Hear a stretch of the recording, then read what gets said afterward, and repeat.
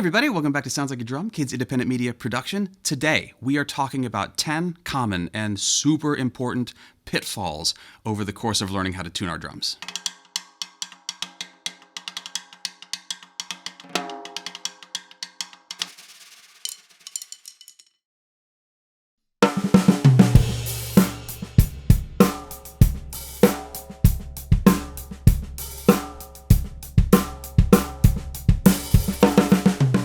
A lot of the things we're going to talk about today hopefully would happen over time organically as we're figuring our way around our drums and figuring out how to get the sounds that we're looking for as we're working on music and stuff. But a lot of them, certainly for me, didn't. And many of these were actually shown to me by older, more experienced players. And we're actually super excited to share these with you too, because we've been talking about a lot of these recently, a lot of recent videos touching on some of them. And we wanted to kind of put them all together here so you could have sort of a quick checklist of things to think about when you're diving in and trying to go for a certain sound. For those of you that have been with us for a long time, you may have heard some of these touched on in previous videos, but for the purposes of today, we're going to do a bunch. We're going to move through them kind of quickly, but stick with us through because there is going to be some new information and a couple of new angles about how to think about these things.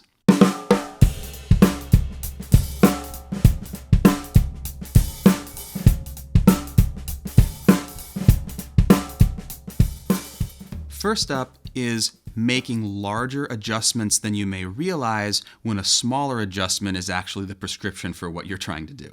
Every drum on the whole kit reacts to, say, a quarter turn of the tuning key a little bit differently. And if we get too sucked into the idea of a quarter turn or a half turn as a prescription for a certain kind of sound, we're actually going to be bypassing, possibly by a lot, the sound that we're actually looking for, because a quarter turn or a half turn is a lot more tension, I think, than a lot of us realize when we're searching for a sound in a drum.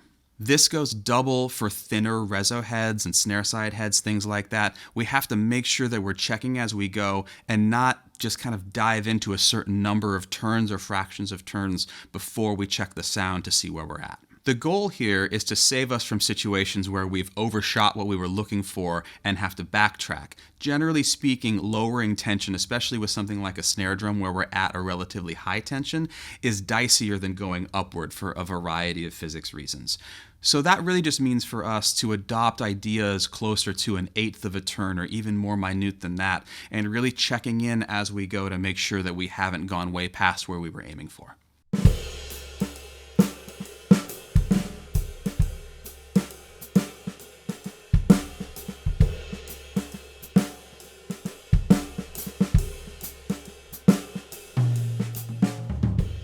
Next up, super important, the idea of isolating the head that you're working on, which is to say muffling the opposing head so that its vibrations aren't interacting with the one that you're working on and giving you a false sense of where the pitches are at around the drum. This comes up in a lot of different situations, particularly in any situation where we're trying to clear the head, which is to say bring it down and even out all of the tension so that we have a good baseline to tension upward from. This can be as simple as taking the drum and setting it on basically any kind of soft surface, anything that's just going to keep the opposing head from vibrating. More times than I would like to admit, I've spent a lot of effort on a batter head only to discover that one of the tension rods had backed out on the Rezzos side, and I hadn't checked that. And that was what was giving me these crazy overtones, weird wobbly sounds, things like that, that I was chasing and chasing and chasing, and they weren't even in the head that I was working on. It's also super important to note that even if you play a bass drum that's punchy and tuned low, maybe in with a pillow in it, this still counts for those. There is a difference when the head is in tune with itself and behaving well and that they're interacting with each other, even in a bass drum that's got a pillow in it and is meant for modern kind of pop sounds.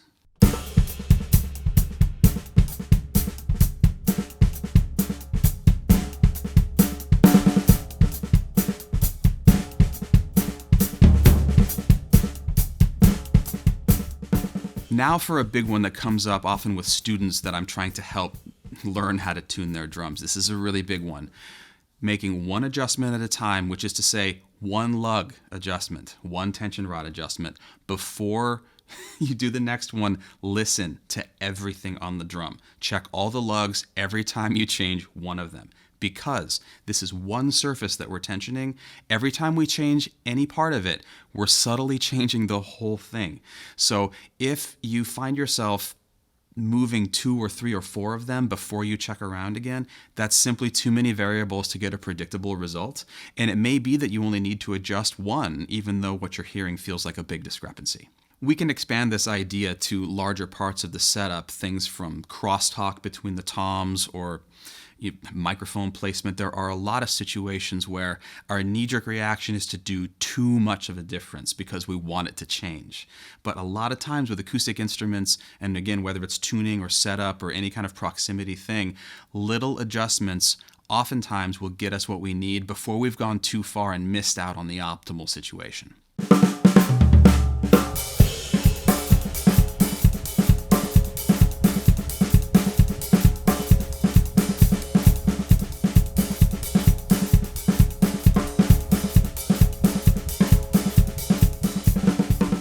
Next up, one that has been brought to our attention in the comments here on forums and also just in conversations with other drummers, and it's the idea that depending on the shell material of the drum that you're tuning, you need to tune it differently or adopt a different kind of tuning scheme based specifically on that material. At the end of the day, each of the heads is either in tune with itself or it's not, and sometimes discrepancies there are good for the sound. We're not super purists about that. But the idea that you need to look at a drum and say, this is brass, so here's what I have to do. This is maple, so I have to do this other thing, it's not really a thing. What is much larger of a concept to take into account is that different drums will love different pitch ratios between the two heads. It doesn't have to do with the specific material it's made out of. It might be a depth thing or a lug count thing or type of hoops thing. Lots of variables there. Be open to experimenting with pitch ratios, but don't think that just because you bought a new drum that's made out of something else that you have to start over with how to get a good sound out of it.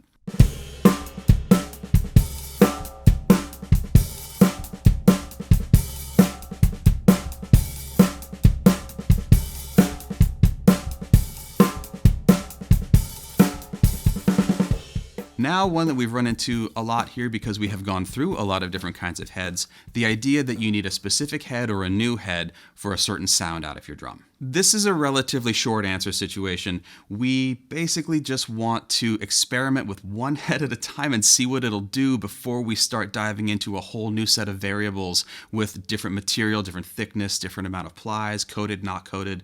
All of those things are going to give us an opportunity to explore new sounds, but the heads that we are already using have a lot of options in them. If only we will go in the tuning direction rather than in swapping out what we think of as one variable on the drum. There are situations where there is a more or less appropriate head for a certain sound, and there's also kind of a Venn diagram crossover between very sort of specific heads that are for a certain thing and other heads that are super versatile. We tend toward the ones that are more versatile because we do a lot of tuning changes here. And in other live situations, maybe something that is super specific and dialed in for that gig is a more appropriate choice. But at the end of the day, buying a new head because you want a new sound really jumps us away from all the possibilities that are already there with the setup we're using.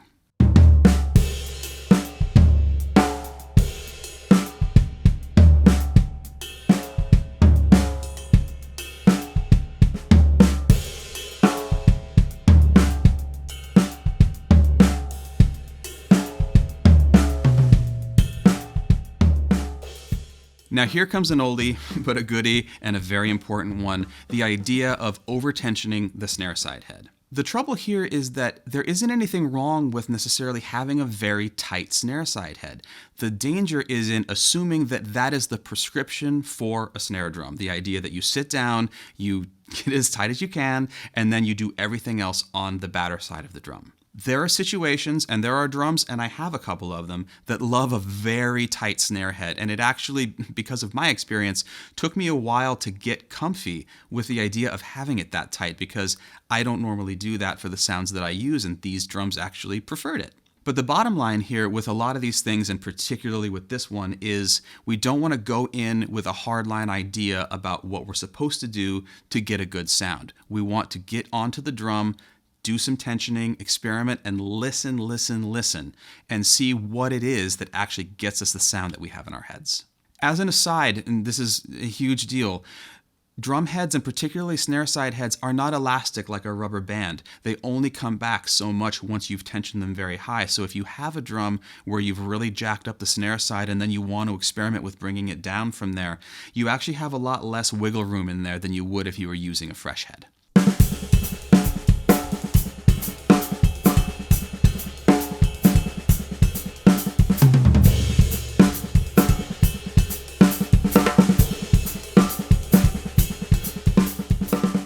Now we need to talk about tom rezzos for a second here. The resonant heads on the toms do not get enough attention or enough love in basically any kit that I've ever sat down at in my entire life. There are a few reasons for this.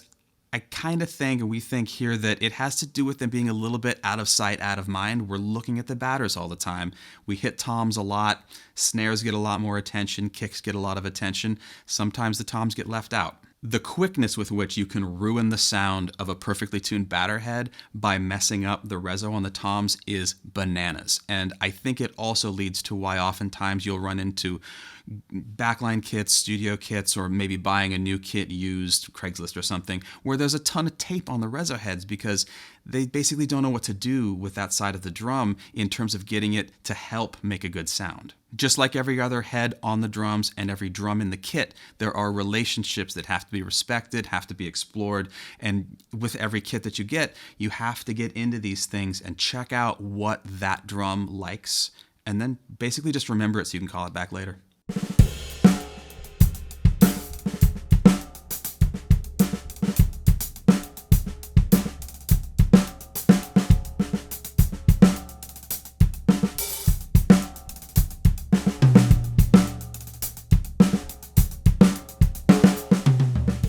Now, a slightly contentious one because people do have pretty strong feelings about this.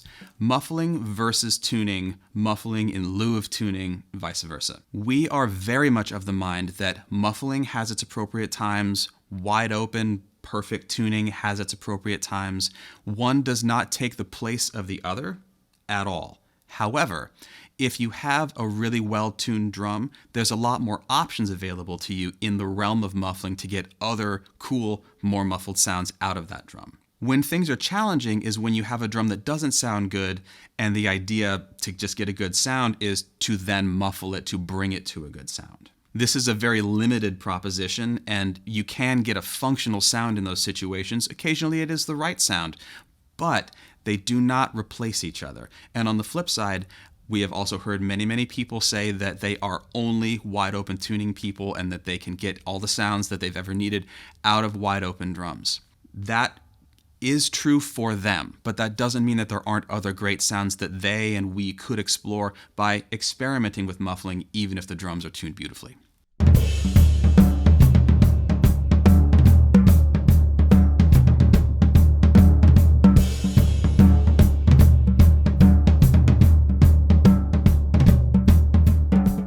Modern music is full of really great, really punchy, growly, low sounds from toms, from bass drums, sometimes even from the snares. But there is something that we do need to address here, which has to do with the idea of tuning the drums so low that they're actually not generating very much low end anymore.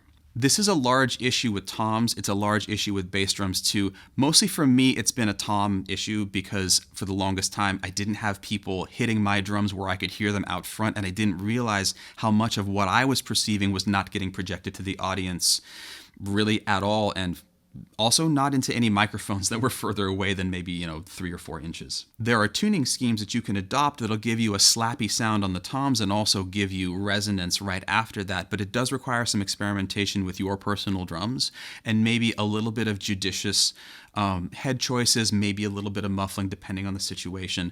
These sounds exist and they are satisfying, but if you find yourself only getting attack out of the drums and wondering why you're having to maybe EQ a bunch of low end back in, or if anybody's confused about why your drums sound loud but not very full, this is where we need to look.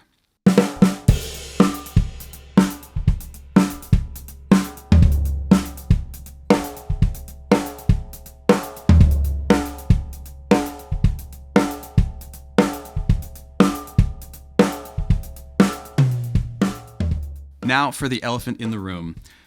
tuning bots, devices for tuning the drums, and matching those numbers or frequencies to somebody else's presets. Many, many people have asked us over the years, it's years now, why we don't offer numbers or pitches that much for how we're tuning the drums, and we have good reason for that. The main thing is that there are so many more variables that go into a good drum sound than the exact pitch or numerical tension of a given drum head. The number one thing that jumps to my mind when I hear people wanting to recreate these sounds using something like this is that they're only thinking about the variable of the drum heads.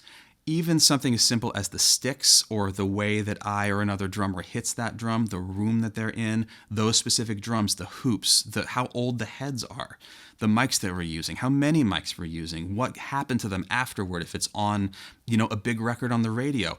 The variables are bottomless, and those numbers can give you one thing which is true, which is they can tell you the tension of those drum heads.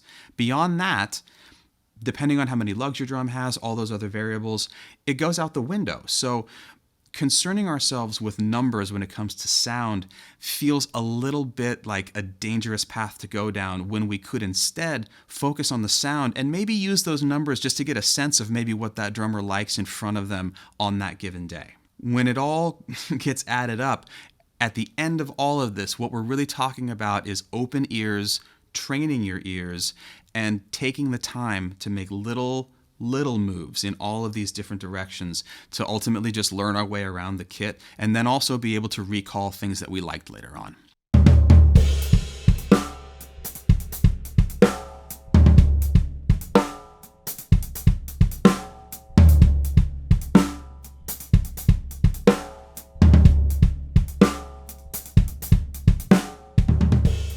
Tuning a drum and working with a drum at this level of minutia, it's almost like cooking, like thinking about spices and stuff like that. If you've ever over salted something because you were like, that looks like the right amount of salt, and then you can't walk it back, or having an idea in your head about what the appropriate amount of cumin is rather than looking at a recipe, or even just doubling a recipe and forgetting to double one of the ingredients. It is very subtle, and we know in the comments that some of the things we talk about here are pretty subtle and they're not audible to everybody's ears. That speaks directly to experience. Again, whether it's conversation or cooking or tuning drums, that the more experience you have, the more subtlety and fluency you get in your ears with these little things that can ultimately result in you being able to get great sounds quickly and also experiment with intentionality and intelligence and get everything out of the instrument that you can.